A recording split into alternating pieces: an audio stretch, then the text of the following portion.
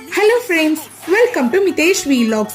இன்னைக்கு நம்ம ஜீரா ரைஸ், சப்பாத்தி, நான் இது எல்லாத்துக்கும் சைடிஷா வச்சு சாப்பிட பச்சை பட்டாணி சேர்த்து பன்னீர் கிரேவி எப்படி செய்யறதுன்னு பார்க்க போறோம். அதுக்கு ஒரு மிக்ஸி ஜார்ல ஒரு தக்காளி, 5 பல் போல பூண்டு, ஒரு சின்ன துண்டளவு இஞ்சி, 8ல இருந்து 10 போல முந்திரி இதெல்லாத்தையும் சேர்த்து மைய அரைச்சுக்கணும். அப்புறம் ஒரு பேன்ல தேவைக்கேற்ப பட்டர், கொஞ்சமா எண்ணெய் சேர்த்துட்டு பிரிஞ்சல்ல பட்டை, 2 பச்சை மிளகாய், ஒரு வெங்காயம், அப்புறம் தேவைக்கேற்ப உப்பு சேர்த்து ஓரளவு வதக்கிக்கோங்க.